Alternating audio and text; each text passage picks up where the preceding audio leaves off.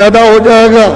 अब लोग जो है ज़्यादा मतलब ये है कि इस समय पर यात्राओं में फंस गए हैं तो चिल्ला रहे, तो कोई निकलने का रास्ता ढूंढ रहे तो ऐसे लोगों को मिल जाएगा, निकल के किनारे आ जाएंगे और रास्ता पाकर अपने घर की तरफ चल दो। क्योंकि जो सामान इतनी मेहनत करके रात और दिन जाग करके आपने जो इकट्ठा किया है, ये तो एक क्षण में छूट जाए, तुम देख नहीं सकते, बचाओगे क्या? वो ये सब तो इसी में तो मिल जाएगा। तो आपने ये मेहनत की तो क्या आपको मिला? चलते वक्त ये आपकी चीज थी, आपका संदेशा था और यहाँ से और इनको भेजकर और गांव-गांव में पहुंचाया गया कि भाई सुन लो मेरी बात को और पीछे ये मत कहना कि मैंने सुना नहीं। और तुमको कुछ देने के लिए बुलाया कि तुमको अमोलक चीज दी जाएगी, जिसे तुम अपना मिला हुआ ये अनमोल चंद समय ये काम में लेकर के और जीवात्मा को यहाँ से उस खजाने में, उस सागर में पहुंचाओ जहाँ किसी प्रकार से कभी न तो कमी होती है न दुख होता, उस आनंद सागर में। तो ये तो सागर नहीं है। इन सबको यानी राजगति पर बैठा दिया जाए तो आपको कुछ मिल जाएगा? कुछ नहीं मिलेगा, फिर भी रोते रहोगे। अगर समूचा विश्व और विश्व मंडल तुमको दे दिया जाए कि तुम उसके बादशाह हो, कुछ मिल जाएगा? कुछ नहीं मिलेगा। तो क्या था? भ्रम था, धोखा था। उस धोखे में और वासना में फंस गए। अब रास्ता गए, भटक रहे हो। तो वही कहते हैं खुजोरी पिया को निज घट में। तुम्हारे सबके पास जितने भी हिंदू मुसलमान सिख ईसाई सबके पास में वो घाट है, खुदा के पास, उस रब के पास, उस अल्लाह के पास और अल्लाह के परे भी उसके पास जाने का इसी मनुष्य शरीर जिसमें से रास्ता। तो ये क्या है? मस्जिद है, ये क्या है? मंदिर है, ये चर्च है और आपको उसका रास्ता मालूम है। अगर ये चर्च का घाट खुल जाए वो क्या पूछना, रोज वैकुंठ में जाओ, रोज आओ, रोज वैकुंठ में स्वर्ग में जाओ, रोज लौट करके आओ। तो जो महात्माओं ने स्वर्ग वैकुंठ देखा, बस देखा, रोज जाते थे, रोज आते थे और लोगों को सुनाया कि स्वर्ग में क्या है, वैकुंठ में क्या, वैकुंठ में क्या है, वो बताया। और उसके ऊपर गए वो भी बताया, उसके ऊपर गए वो भी बताया। लेकिन आप तो स्वर्ग वाले के पास भी नहीं जा रहे, जो कुछ जानता होगा उसके पास भी नहीं। अगर वो कुछ कहेगा कि भाई तुम्हारा स्वर्ग में जाने का रास्ता तो तुम्हारे पास है, जो जानता है उससे पूछ लो, जा कह रहे कह लगे चलो चलो। ऐसे बताने वाले हमको बहुत मिले, तुम्हारे ऐसा ज्ञान तो मेरे पास है, ये और आपको सुना देते। तो बताओ जो भ्रम में है वो तो यही बात बताएगा और क्या करेगा?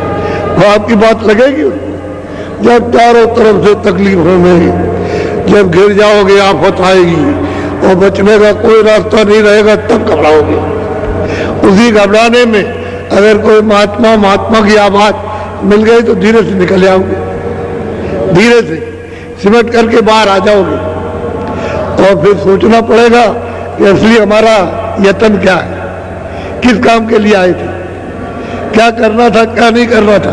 तब आपको ये पता चलेगा भजन करने के लिए समय मिला था, इबादत के लिए इंसानी जामा ये आप सबको दिया गया था कि इसमें भजन कर लो, इबादत कर लो सच्चे मालिक।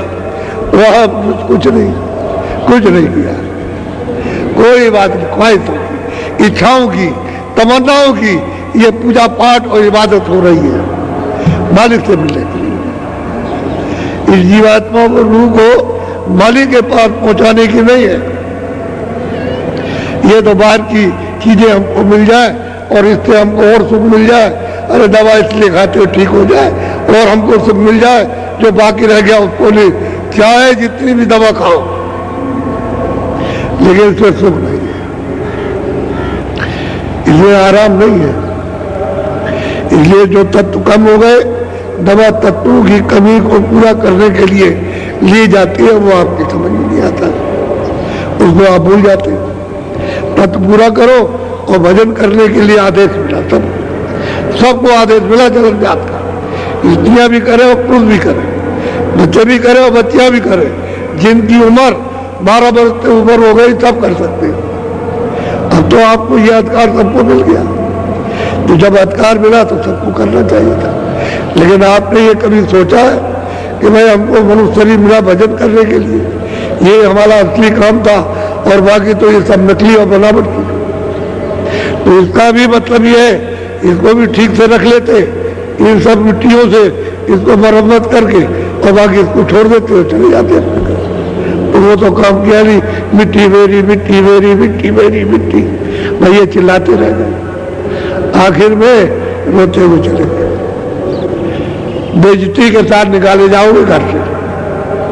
इज्जत कोई नहीं करेगा, बादशाह को भी ले जाएगा तो वही शमशान में दफनाएगा, वहां गाड़ेगा जा करके। राजा भी जाएगा तो जलाया जाएगा। यहाँ तो परमार्थ की जो अमूलक धन है जीवात्माओं का, और उसका सागर छूट गया और यहाँ भटक रही है, वो अगर निकाल कर वहां पहुंचाई जाए तो असली धन उसको मिल गया परिपूर्ण। उसमें कोई उस धन में कमी नहीं, किसी तरह की भी कमी नहीं। वहां छू करके भी कोई कष्ट के लिए कोई वासना नहीं है, किसी तरह की कोई ख्वाहिश नहीं, क्योंकि वहां कोई शरीर तो है नहीं। न ये शरीर है और न लिंग शरीर है, न सूक्ष्म है, न कारण, कोई शरीर नहीं। निकाले नूर ही नूर, प्रकाश ही प्रकाश है उस जीवात्मा में। वो निकल के और समुद्र के उसमें मिल जाए जा करके समुद्र में, तो कौन आपको कहेगा किरण कि तुम किरण हो, उसकी एक कण हो? अरे वो तो सागर हो गया। वो रास्ता मतलब ये, अब ये चलने की चेष्टा बना लेंगे। यहाँ पर आए, इनको रास्ता मिलेगा और करना तुमको मालूम नहीं है कि तुम किस लिए काम करते हो कि उसका फल हमको प्राप्त हो जाए। तो कई महीने में प्राप्त होगा? जब खेती में गेहूं बोओगे तो 4 महीने लगेंगे। तो क्या करते हो? उसकी रखवाली करते हो 4 महीने। कोई और दफ्तर में काम करने जाते हो तो महीने में तनख्वाह है, 1.5 महीने में। ठहर जाओ, अभी नहीं, अभी खजाने में नहीं है, तो 1.5 महीना लग जाते हैं, तो तनख्वाह होती है। मजदूरी करते हो, नहीं 15 दिन में मिलेगी, तो बेचारा उसके पास खाने को नहीं है, वो मालिक से रोता रहता है, भाई हमसे काम लिया और मजदूरी कुछ दे दो तो हमारा काम चले। तो गए 15 दिन। अरे यहाँ तो ये कहा जाता है कि इधर मेहनत करो और इधर मजदूरी लो। ये बात क्यों नहीं समझते हो? अरे भाई रास्ते पर भगवान के दरवाजे पर बैठकर मेहनत करो, मजदूरी ले लो। ये मजदूरी मिलेगी देर में, पुण्य आज नहीं मिल जाएगा। पुण्य करोगे जमा रहेगा या पाप करोगे जमा रहेगा, उसका फल तुरंत नहीं मिलेगा। लेकिन हाँ, यहाँ जो व्यवस्था में बगावत करोगे वो आपको तुरंत मिल जाएगा, तुरंत मिलेगा। लेकिन वो कब देगा कि तुमको अधिकार दिया। अगर बीच में रोका टोकी करे और बीच में सजा दे तो उसके वो मतलब ये है कि उसने स्वयं नियम का पालन नहीं किया, तो आपको रोकेगा नहीं, जो चाहो सो करो। जब तक मैंने तुमको इस मनुष्य शरीर में रखा है, जो भी इच्छा हो, अच्छा से अच्छा हो, बुरा से बुरा, सब कर डालो, लेकिन सजा और कर दूंगा जब उस समय पर समय खत्म हो जाएगा। तो आपको हमारे सिपाही ले आएंगे और सामने खड़े होकर के तुमको बताया जाएगा, तुमने मृतलोक में जा करके मनुष्य शरीर इंसानी जामा पहन करके ये गुनाह और ये पाप किए और तुमको ये सजा दी जाती है, फिर नहीं कुछ कर सकते। अभी तो ये घर की व्यवस्था है। कहा देखो बच्चे बच्चियों और घर वालों, इस व्यवस्था को खराब मत करना, और खराब करोगे तो सजा मिल जाएगी। ऐसे ही मतलब है समाज की व्यवस्था, ऐसे ही राज की व्यवस्था है। जब गड़बड़ सड़बड़ करते हो, घर की व्यवस्था में राज नहीं बोलेगा, बच्चों की सेवा में नहीं बोलेगा, लेकिन जब राज में यानी सबके लिए सामूहिक जब उसको अड़चन डालोगे तो बोलेगा, तो वो सजा दे देगा। हर चीज अपनी अपनी जगह पर। तो ये इसलिए कि याद करते रहो, वो उन्होंने रखा, अब सब भूल, कोई कुछ नहीं करेगा, कोई कुछ नहीं करेगा, घर वाला कुछ नहीं करेगा, माँ बाप कुछ नहीं करेंगे, अध्यापक कुछ नहीं करेंगे और ये नहीं करेंगे और वो नहीं करेंगे और खुदा कुछ नहीं कर सकता, भगवान कुछ नहीं करेगा, बस ये हो गया और कोई नहीं देखता। अरे वो देख तो सब रहा, जो तुम कर रहे हो सब लिख रहा। इसलिए खोजो रुपया को निज घट। ये दोनों आंखों के बीचों बीच में ये सूरत के बैठने का घाट है, ये स्थान है। ये इधर नाक पर नहीं, न गले में, न इधर है सीने पर, न नाभि में, और न इंद्रिय द्वार पर, न गुदा चक्र में, ये यहाँ पर बैठी हुई है। कहते हैं अगर पिया को तुम खोजना चाहते हो, मिलना चाहते हो, दर्शन करना चाहते हो, तो यहाँ घाट पर आकर के बैठ जाओ। तो बैठना हमको आता नहीं, अब हम कैसे बैठेंगे? यहाँ बता दिएगा ऐसे बैठो, वो तो ठीक है, लेकिन सूरत कैसे बैठेगी? कोई जानकार होगा वही बैठाएगा। तो वो खोज करो आप कि कहीं ना कहीं कोई मिल जाए और हमको घाट पर बैठा दे और कुछ कृपा और दया कर दे कि हमारा मंजन कर दे। जो आंखों पर, जो कानों पर, जो अंतःकरण पर मैल जमा हो गया इतने दिनों से, जुग जुग से, तो वो मतलब पहाड़ों की तरह से इसकी सफाई कर दे, इसको जला दे, उतार दे। ऐसा कोई महापुरुष मिल जाए तो कर देगा, घाट पर बैठाएगा तो करेगा। जब आपकी सफाई करेगा तभी तो ये आँख खुलेगी। दिव्य ज्ञान शिवनेत्र तो जब ही खुलेगा जब उसकी सफाई होगी। कान जब ही सुनेंगे जब आप खुलेंगे, जब आत्मा आवाज सुनोगे। और जब तक ये बंद है तब तक कोई नहीं सुन सकता। वेदवाणी, आगाधवाणी को कोई नहीं सुन सकता। महापुरुष चाहिए, उसकी खोज करना चाहिए। ऐसे तो मिलेगा नहीं। कुछ बात सुनने से, कुछ समझने से और कुछ करने से समझ में आ जाएगा। न तो उसकी बात सुनोगे, न उससे मिलोगे, न समझने की कोशिश, न लेने की कोशिश, तो बताओ कैसे होगा? और तड़प रहे हो, वो देख रहा है कि रो रहे हो, वो देखता है चिल्ला रहे हो, कोई भाई मतलब तारा दिखाई नहीं देता, तो चिल्ला रहा हो, आओ आओ आओ, तुमको अच्छी चीज दे, अच्छी दे, तुमको सुख मिल जाएगा, शांति मिलेगी, आनंद मिल जाएगा और छुटकारा पा जाओगे।